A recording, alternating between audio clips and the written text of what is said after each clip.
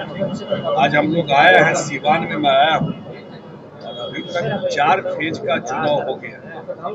Last 13 तारीख को चुनाव था और 4 फेज के चुनाव में बिहार में जो हम लोग घूम रहे हैं या जो फीडबैक है या वोटिंग हुआ है उसका जो पैटर्न है उस पर एक चीज दो चीज बिल्कुल स्पष्ट दिखाई पड़ रहा है। एक तो लोगों को बिल्कुल क्लैरिटी है कि देश में किसको प्रधानमंत्री बनाना है। चुनाव देश में प्रधानमंत्री बनाने के लिए और सरकार बनाने के लिए, और दूसरे तरफ कोई चेहरा नहीं है, ये भी लोगों को पता है। एक तो वो है। दूसरा, नरेंद्र मोदी और नीतीश कुमार जी का, आदरणीय प्रधानमंत्री और मुख्यमंत्री जी का जो ये ड्रीम कॉम्बिनेशन है, जो अलायंस है, वो जमीन पे वर्क कर रहा है। तीसरा, जो मैं देख रहा हूँ, महिलाओं का पार्टिसिपेशन चुनाव वो जो पार्टिसिपेशन चुनाव में है वो बढ़ चढ़ के है, और वो जो निकल रही है महिला वोटर अपने आप में एक इंडिपेंडेंट वोट बैंक बन के निकल रही है। ये नीतीश कुमार जी का देन है। ये 18 साल की कहानी है। आप सब साथी पत्रकार हैं। 18 साल पहले यही मानते थे कि कभी लोग निकलती थी या परिवार में जो हुआ वही थी, वो अपने इंडिपेंडेंट माइंड से देती, वो अपना अच्छा बुरा सोचती।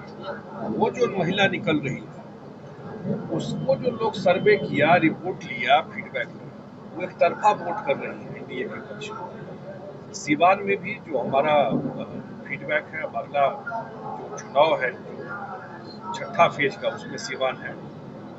आगे मुख्यमंत्री जी का कार्यक्रम भी यहाँ होगा, अन्य नेता बीजेपी के भी आएंगे, और जो हम लोग का फीडबैक है आज हम लोगों ने रिव्यू किया है पूरे इस चुनाव को। आज मैं पटना से इसी के लिए आया, उसमें बिल्कुल 80-20 की लड़ाई है। जो भी और लोग खड़े हैं वो कोई भी पुराने दौर में नहीं जाना चाहता है। सीवान तो एक टेस्ट केस है ना। सीवान सिर्फ सीवान नहीं है, ये बिहार और देश के लिए एक बहुत बड़ा टेस्ट केस था, और वो चेंज हुआ 2005 के बाद। सीवान जो है, उस समय भी हमको याद है मुख्यमंत्री जी आते थे तो यही बोलते थे कि कानून का राज स्थापित करो। कानून का राज तो सीवान से ही शुरू हुआ 2005 के बाद।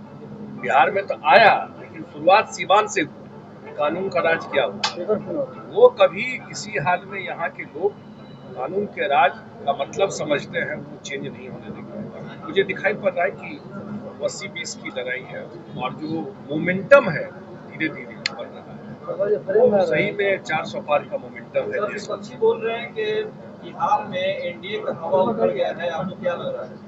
तो बताएं अभी आप कि जितना चुनाव हुआ तो विपक्षी क्या बोल रहे हैं?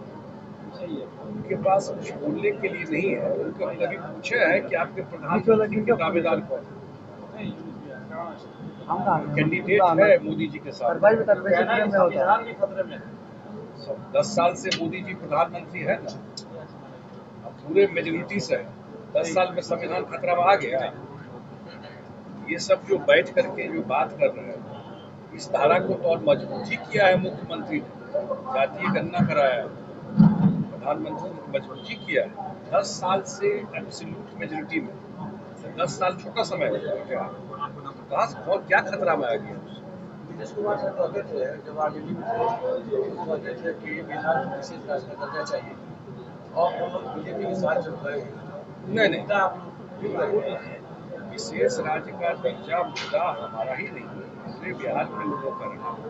अब वो विशेष राज्य 10th finance 11th finance commission में बदल गया, तो बिहार को विशेष मदद में रहा, तो हम इसी लोगों का डिमांड रहता है। सेक्टर कर भी रहा है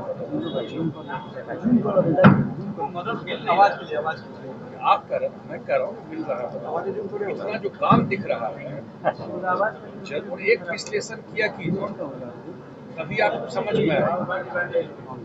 सीवान में 2005 से पहले कितना देर बिजली रहता था, आज कितना देर बिजली रहता है? सीवान से पटना जाने में कितना टाइम लगता था, आज कितना टाइम लगता है? सीवान में लड़कियां साइकिल स्कूल चला के जाती है कि नहीं जाती है? 2005 से पहले जाती है।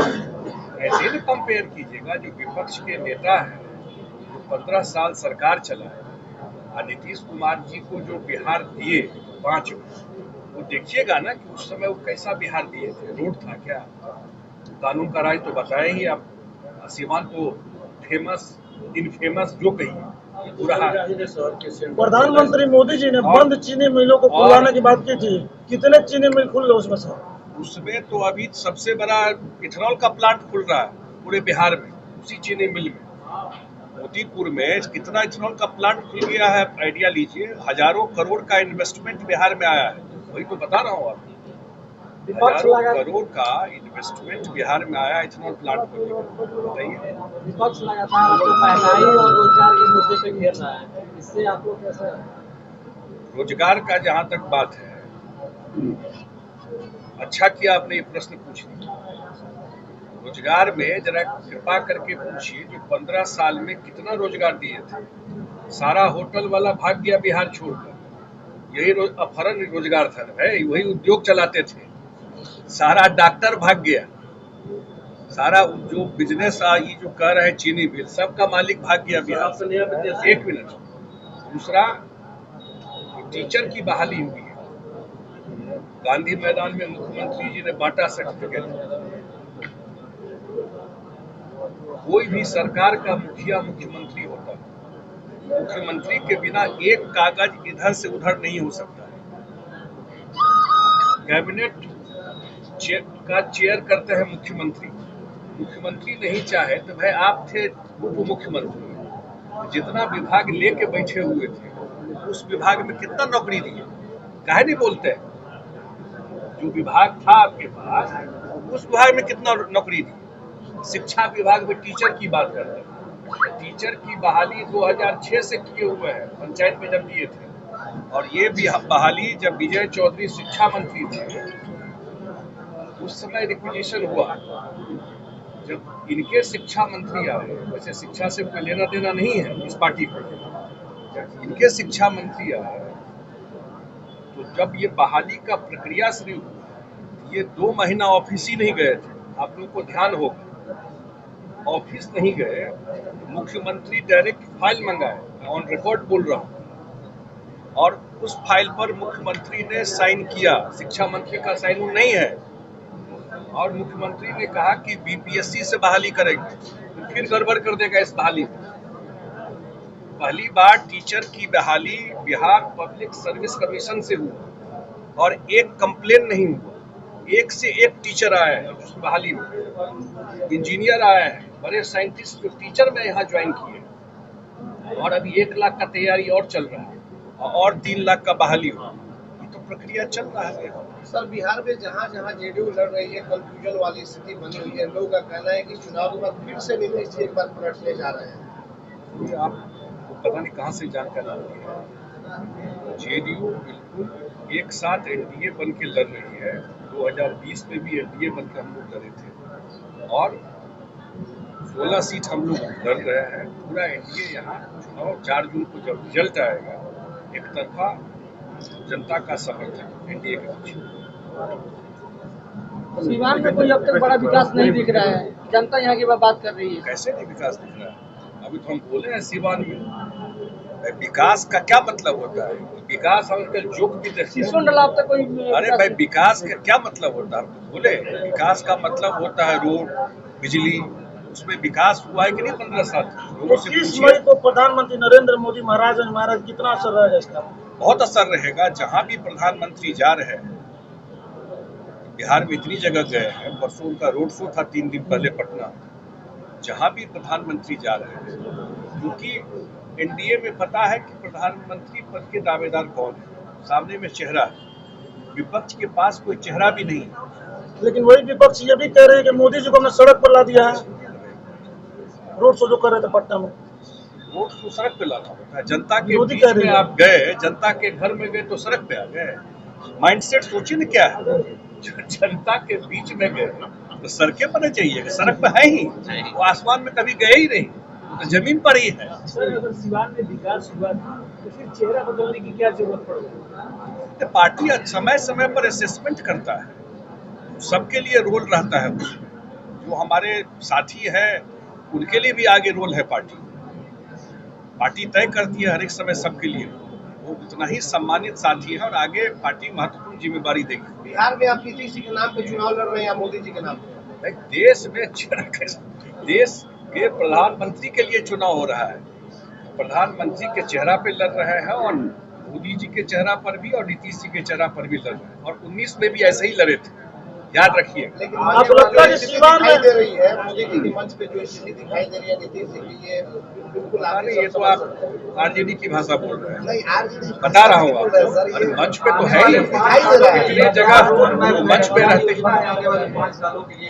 आने 5 साल के लिए मैं फिर बता दूं आपको कि एक डिफिकल्ट बिहार नीतीश कुमार को मिला था।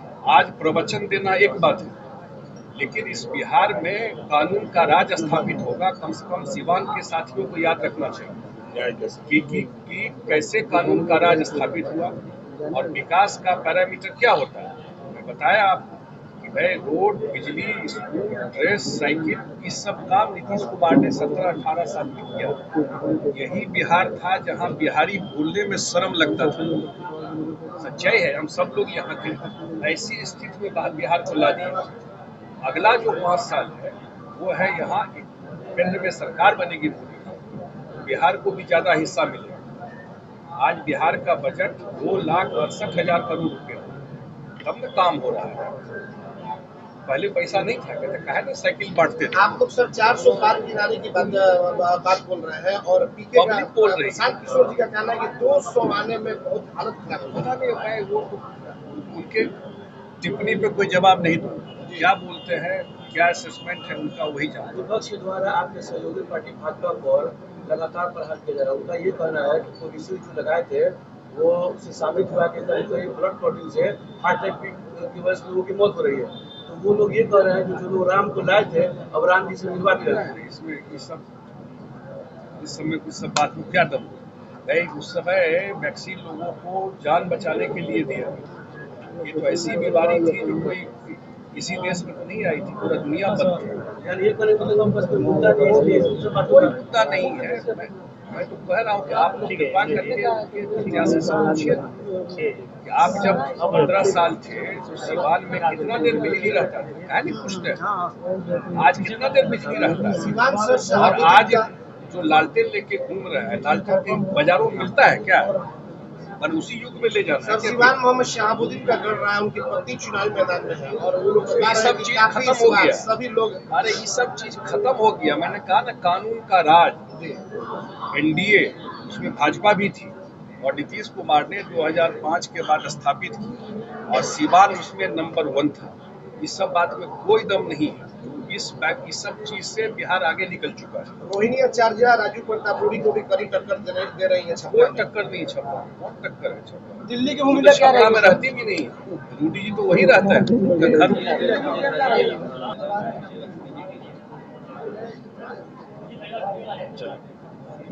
चलिए।